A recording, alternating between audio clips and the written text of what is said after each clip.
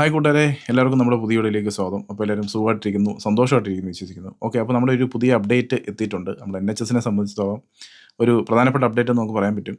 ഈ കഴിഞ്ഞ ദിവസം നമ്മുടെ ഹെൽത്ത് സെക്രട്ടറി ഒരു പ്രഖ്യാപനം നടത്തിയായിരുന്നു. അവരതിനകത്ത് പറയുന്നതെന്ന് വെച്ചാൽ ഇനി മുതൽ NHSൽ അതായത് നല്ല രീതിയിൽ വർക്ക് ചെയ്യുന്ന ആൾക്കാർക്കാണ് പ്രൊമോഷനും അതുപോലെ തന്നെ സാലറി ഹൈക്കെല്ലാം കൊടുക്കുമെന്ന് പറഞ്ഞു.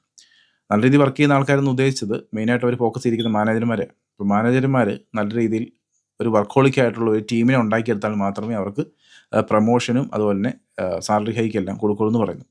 ഈ നല്ല വർക്കോളിക് ആയിട്ടുള്ള ആൾക്കാരെ ഉണ്ടാക്കുക മാത്രമല്ല ഉദ്ദേശിക്കുന്നത് അവർ, പിന്നെ എന്ത് ചെയ്യാൻ, നല്ല രീതിയിൽ തന്നെ സ്റ്റാഫിൻ്റെ എണ്ണം കുറയ്ക്കുക എന്നുള്ളതാണ് ഉദ്ദേശിക്കുന്നത്. അപ്പം ഏതെല്ലാം രീതിയിൽ എവിടെയെല്ലാം കുറയ്ക്കാൻ പറ്റുമോ അത് കുറയ്ക്കുക എന്നുള്ളതാണ് അവർക്ക് ഉദ്ദേശം. ഇപ്പോൾ ഗവൺമെൻറ് ഭാഗത്ത് നിന്ന് ഓരോ തലങ്ങളിലോട്ടും തന്നെ എണ്ണം കുറയ്ക്കാനായിട്ടുള്ള പരിപാടികൾ കൊടുത്തിട്ടുണ്ട്.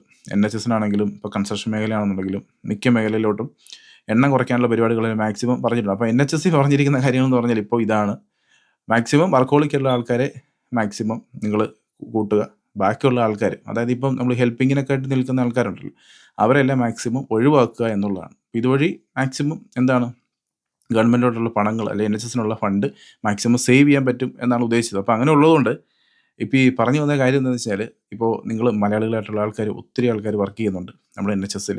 അവരെല്ലാവരും നന്നായിട്ട് വർക്ക് ചെയ്യും. അപ്പോൾ നമ്മളെല്ലാവരും പൊതുവെ ചെയ്യുന്നത് കഴിഞ്ഞാൽ നമ്മൾ കുറച്ചെങ്കിലും സഹായം കാര്യങ്ങളൊക്കെ ആയിട്ട് ചെയ്യാൻ പോകും. അതാണ് നമുക്ക് പിന്നെ ഒരു വലിയ രീതിയിൽ പണിയാണ്. ഇപ്പോൾ അതിൻ്റെ അകത്ത് റെക്കോർഡ് എന്തെങ്കിലും കാര്യങ്ങളുണ്ടെങ്കിൽ നമ്മൾ ചിലപ്പോൾ റെക്കോർഡ് ചെയ്യാൻ മറന്നു പോകും.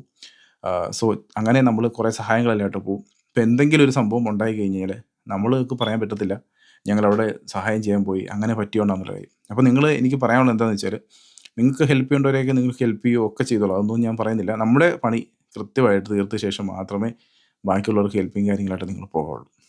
ഓക്കെ, അത് നിങ്ങൾ പ്രത്യേകം ഉദ്ദേശിക്കുക. കാരണം ഇനി ശരിക്കും അവർ ഫോക്കസ് ചെയ്യുന്നുണ്ട് ഈ ഒരു കാര്യത്തിൽ.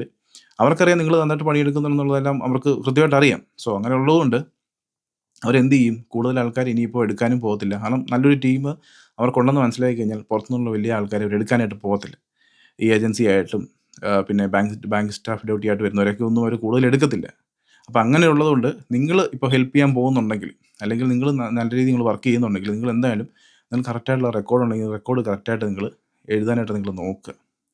അത് എഴുതുമെന്ന് പറഞ്ഞാൽ നമുക്കറിയാമല്ലോ, അത് എഴുതി വെക്കേണ്ട ഒരു രേഖ തന്നെയാണ്. കാരണം എന്തെങ്കിലും ആ സമയത്ത് ഇൻ കേസ് എന്തെങ്കിലും ഒരു ഇൻസിഡൻറ്റ് ഉണ്ടായി കഴിഞ്ഞാൽ നോക്കുമ്പോൾ പ്രൂഫിന് വേണ്ടിയാണ്.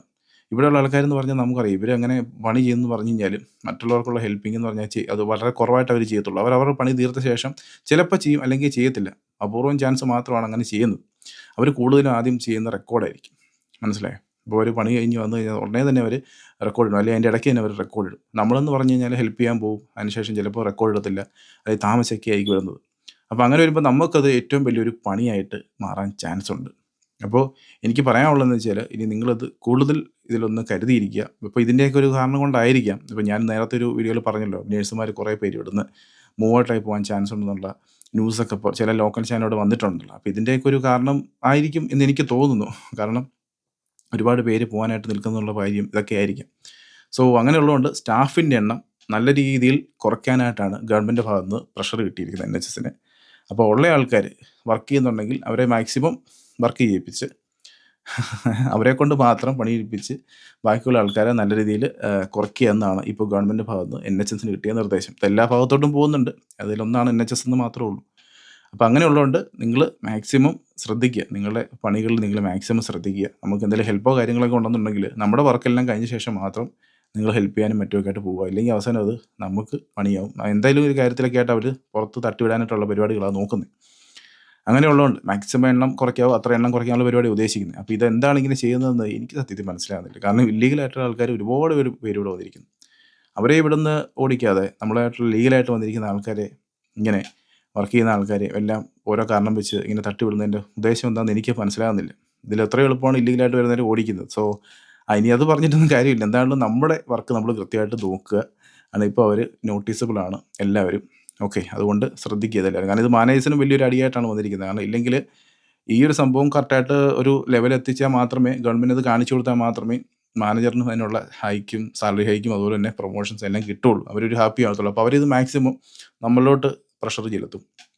സോ അങ്ങനെയുള്ളതുകൊണ്ട് നിങ്ങളെല്ലാവരും ഒന്ന് ശ്രദ്ധിക്കുക, ഒന്ന് കരുതിയിരിക്കുക. ഓക്കെ, അപ്പോൾ ഇതാണ് നമ്മുടെ ഇന്നത്തെ ഈ വീഡിയോ. മറ്റൊരു വീഡിയോ ആയിട്ട് നമുക്ക് വീണ്ടും കാണാം. പിന്നെ നിങ്ങൾക്ക് ചാനൽ ഇഷ്ടപ്പെട്ടാൽ നിങ്ങൾ ലൈക്ക് ചെയ്യുക, സബ്സ്ക്രൈബ് ചെയ്യുക, ഷെയർ ചെയ്യുക, കമൻറ്റ് ചെയ്യുക. എന്താണോ നിങ്ങൾക്ക് പറയാനുള്ളത് നിങ്ങൾ കമൻറ്റ് ചെയ്യുക. ഓക്കെ, മറ്റൊരു വീഡിയോ ആയിട്ട് വീണ്ടും കാണാം. അതുവരത്തേക്കും ബൈ.